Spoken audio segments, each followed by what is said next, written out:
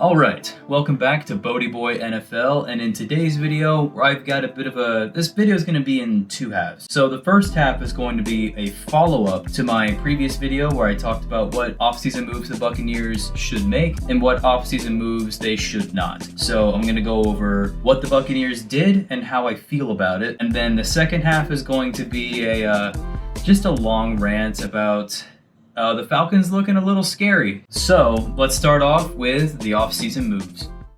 Number 1, Mike Evans stays in Tampa on a 2-year deal. I want to say I saw this coming, but I definitely didn't expect him to not even become a free agent. After all the hullabaloo in August that we went through with him, I thought for sure he would at least test the market first, but I guess he just talked with his wife one night and decided that he didn't want to leave. And let this contract serve as a reminder to do your own research and filter out all the noise of sports media, because most of it is all noise. Just listen to what the local experts are saying and not the daily beat writers, because they have to put out an article every day. They're gonna make some reaches that they probably shouldn't, and it's just because there were so many different talking heads that weren't even thinking about him going back to the Buccaneers, and he didn't even hit free agency, so that shows what they know. Clearly Mike has nothing against Baker or the Bucs and took a very fair, if not generous, deal in the end. A deal that the rest of the NFL took how you'd expect. You ain't no leader. I never liked you, forever despise you. I don't need you. The world don't need you. Don't let them deceive you. I know everybody wanted to see Mike Evans with a new team, but you're gonna have to wait at least another 2 years. Number 2, Antoine Winfield Jr. gets tagged with a giant contract in the works. It was blatantly obvious that the Bucs were not going to let go of Winfield after the season that he had last year, and because of that, he's set to break the safety market with an all-time high projection $20 million per year, and he deserves every penny. He's the best safety in the league, or at least he was last season. I kinda wish he didn't disappear in the playoffs, but oh well. I'd prefer to get this gigantic deal done sooner rather than later, because the safety market is really weird right now. A lot of huge name safeties just got released from their teams, and I'm not really sure how that's going to impact the amount of money he's set to make. I don't think it will, just because he's in a league of his own and they're not on his level. If anything, I think his contract is going to set the tone for the rest of the safeties out there, so we should probably get that done soon.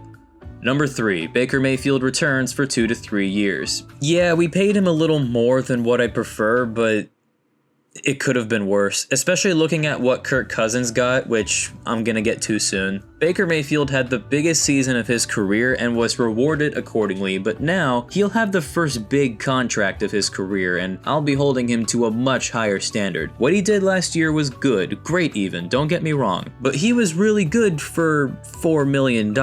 His biggest struggle last season was with consistency. Most games he was average, some games he was really good, and some games he was outright terrible. He finished 18th in QBR and 12th in passer rating, but to put that in perspective, Patrick Mahomes, greatest of all time, finished 8th in QBR and 14th in passer rating, which isn't that far apart considering on a skill level how far apart they are. What Baker needs is just a truly great team around him, and I believe we're getting closer and closer to having that really great cast around him, and the draft could serve very well if we get the right guys. Once we just learn how to run the football, then we should be set. It's going to take a lot of pressure off of him.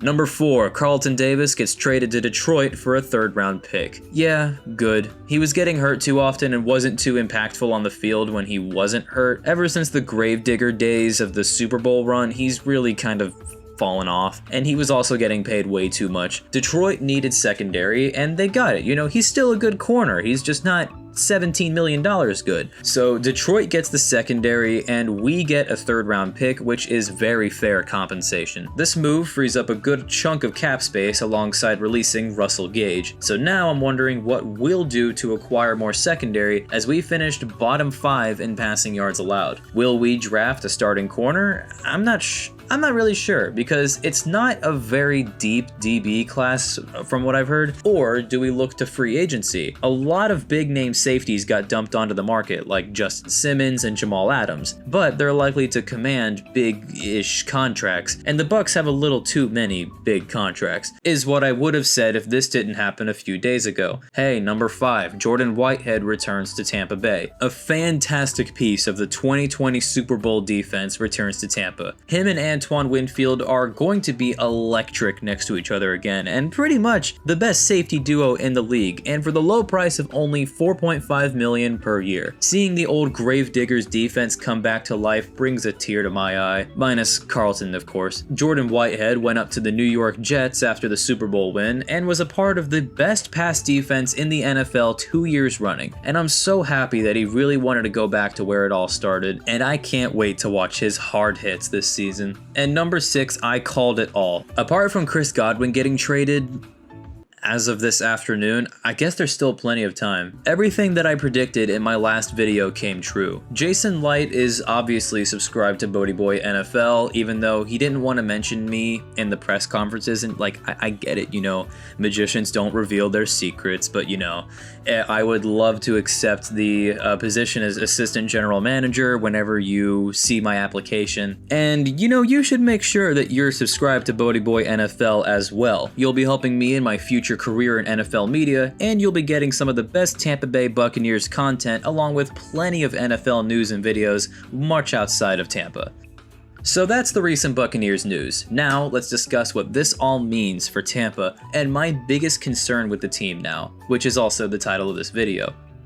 9-8 will not be good enough. Frankly, it should have never been good enough. We've been fortunate that the rest of the NFC South has been so inept lately that we've been the best of the worst. But that era is likely coming to an end now that Atlanta has signed Kirk Cousins as their new franchise quarterback.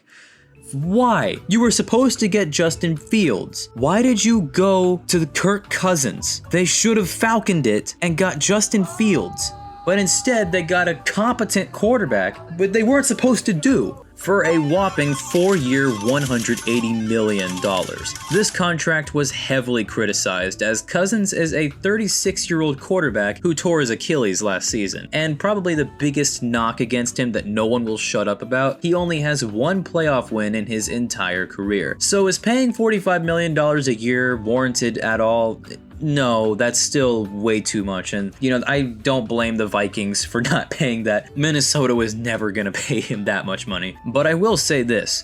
Kirk Cousins is a good goddamn quarterback. People might not remember, but he was on MVP pace last season before his injury. He was on pace for over 5,000 passing yards and through only 8 games, 18 touchdowns to only 5 interceptions, but also lost 4 of his 7 fumbles. Now, of course, he was on MVP pace while having the best wide receiver in the league to throw to in Justin Jefferson. So we'll see how well his skills translate to Atlanta without having Justin Jefferson to throw to. And they won't. Because the Vikings would never trade Jefferson to Atlanta, right? Right? Admittedly, I'm gonna say it. I have been really scared of the Falcons for like the past year or two because I knew that they were only a quarterback away from running the South for years. They have a great pass defense led by the second best safety in the league in Jesse Bates and a solid corner in AJ Terrell. But what really scares me is their offense. It is bursting with potential. First off, they have one of the best O-lines in the NFL. Like, just looking at PFF grades, all 5 of them are great linemen left to right, led by some of the best in slot linemen in Drew Dalman and Chris Lindstrom. Second, they have some fantastic offensive weapons, with possibly more to come in the draft. With wide receivers Drake London and Darnell Mooney, tight end Kyle Pitts, and running back Bijan Robinson, you know, they aren't the best or the most famous of their positions, but they have lots of untapped potential that Arthur Smith kept hidden. I believe that the Falcons will win 10 to 12 games this season. You know, I looked at their schedule, it's not that tough. And what makes me worried is that the Bucs are bringing back mostly the same exact team this season. The same team that went 9-8 last season. You know, if we don't get at least 10 or 11 wins, then we aren't winning the South, and we don't have a chance at a wild card spot. Bringing everybody back on serious contracts, I mean, we went from having a pretty cheap team. We brought back Baker, we brought back Mike Evans, we brought back Antoine Winfield and Lavonte David, and we brought in Jordan Whitehead. You know, that's a lot of big players, and we're bringing them in on big, most of them are being brought back on big contracts, which only means one thing. The Bucs believe that with this squad, they can contend in the division and the NFC, win plenty of games during the regular season, make the playoffs, and win multiple games during the playoffs.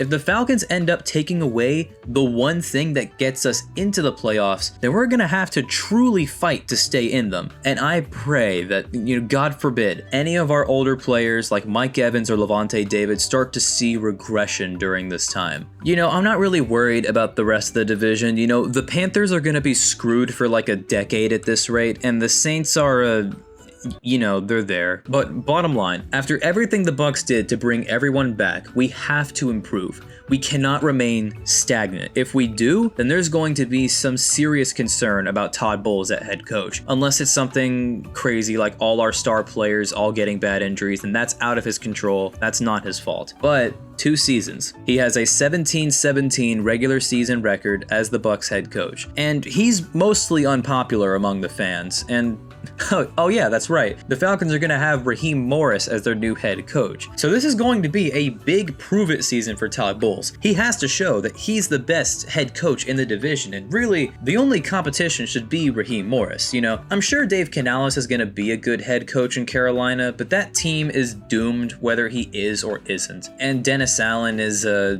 he's there. So to Todd Bowles, prove that you aren't as bad a head coach as people say you are. To Baker Mayfield, prove that you're worth your first big contract. To Lavonte David and Mike Evans, prove that Father Time hasn't caught up to you yet. And let's go out there next season and show why we are still the kings of this awful division.